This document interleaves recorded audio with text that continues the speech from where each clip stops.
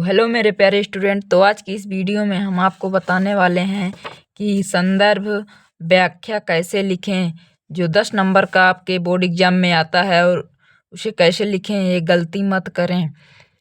आधारित प्रश्नों के उत्तर कैसे लिखें, तो आज की इस वीडियो में हम आपको बहुत ही अच्छे से बताने वाले हैं कि गद्यांश कैसे लिखें जिससे आपको बोर्ड एग्जाम में 10 में से 10 नंबर मिल जाएं।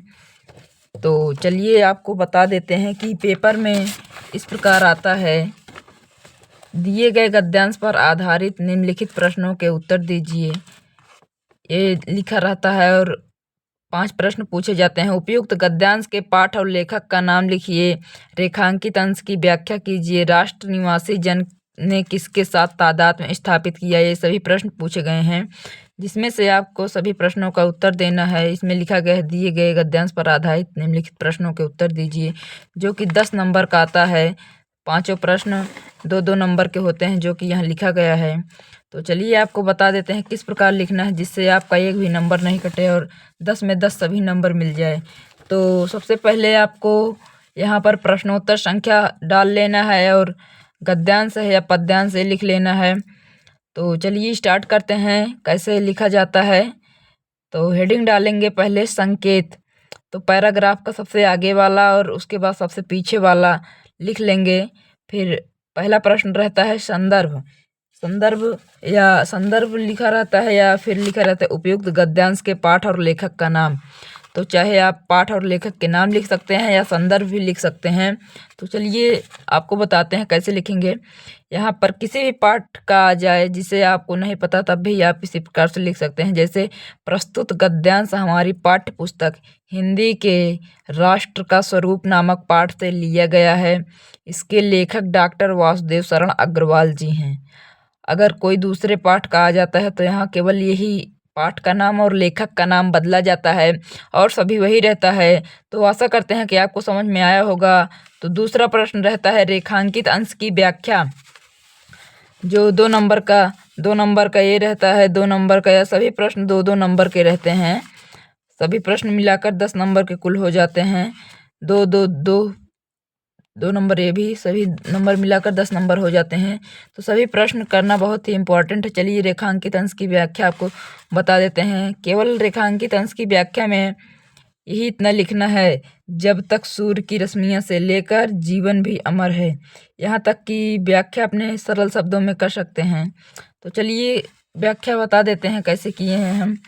पहले कोई भी हो तो उसमें लिख देना चाहिए प्रस्तुत गद्यांश में लेखक कहता है। यहाँ तक सभी पैराग्राफ में लिख देना चाहिए। उसके आगे वही व्याख्या कर देना चाहिए कि प्रत्येक राष्ट्र का इतिहास निरंतर बदलता रहता है, उसमें उतार चढ़ाव आते रहते हैं, किंतु राष्ट्र के निवासियों की श्रृंखला निरंतर चलती रहती है। मनुष्य पीढ़ी दर पीढ़ी अपने राष्ट्र के साथ जुड़ा रहता है। इसी कारण हजारों वर्षों से मनुष्य ने अपनी भूमि के साथ तादात्म्य स्थापित किया। उसके आगे किया हुआ है तथा विभिन्न दृष्टियों से एक रूपता बनाई हुई है। जब तक राष्ट्र रहेगा और राष्ट्र की प्रगति होती रहेगी, तभी तक राष्ट्रीय जन का जीवन भी रहेगा। इसी प्रकार से इसका रेखांकित अंश की व्याख्या लिख देना है।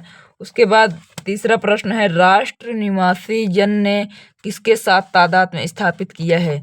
तो इसमें लिखा गया है, आप यहाँ से ढूंढ कर लिख सकते हैं कि राष्ट्र निवासी जन उठती लहरों के साथ आगे बढ़ने के लिए आज भी अजर और अमर हैं। तो यही लिख देना है यहाँ पर, राष्ट्र निवासी जन ने भूमि के साथ तादाद में स्थापित किया है। यहाँ लिखा गया है भूमि के साथ तादाद में स्थापित किया है। यहाँ देख सकते हैं आप, सहस्त्रों वर्षों से भूमि के साथ राष्ट्रीय जन ने तादाद में प्राप्त किया। सहस्त्रों वर्षों से भूमि के साथ राष्ट्रीय जन ने तादाद में प्राप्त किया। ठीक इसी प्रकार से लिख देंगे तो आपका 2 नंबर यहाँ पर हो जाएगा। उसके बाद अगला प्रश्न है, प्रस्तुत गद्यांश लेखक की किस विधा की रचना है। इसे आप याद करे रहेंगे तो आप बोर्ड एग्जाम में लिख देंगे। केवल एक शब्द लिखने का 2 नंबर मिलता है। इतना सरल प्रश्न पूछा गया है। तो चलिए आपको बता देते हैं कि राष्ट्र का स्वरूप किस विधा की रचना है?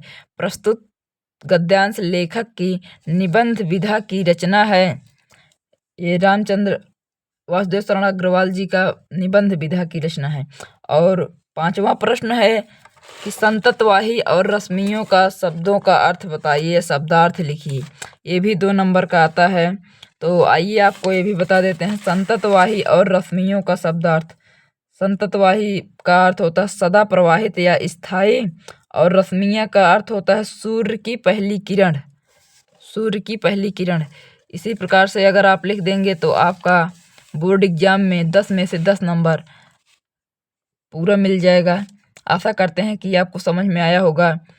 इसी प्रकार से पद्यांश का भी अगली वीडियो अपलोड करेंगे, आप देख लेना, जिससे आपका 10 में से 10 नंबर पूरा मिल सके। अगर यह वीडियो आपको अच्छी लगी हो तो वीडियो को एक लाइक और चैनल को सब्सक्राइब कर लें अगर नए हो तो आप स्क्रीनशॉट लेकर ऐसे लिख सकते हैं, बोर्ड एग्जाम में देख सकते हैं। इसी प्रकार बहुत ही आसान भाषा मैंने आपको बताया है। अगली वीडियो इसी प्रकार से पद्यांश पर होगी, आप ज़रूर देख लेना, जिससे आपका बोर्ड एग्जाम में 20 नंबर पक्का हो सके। धन्यवाद।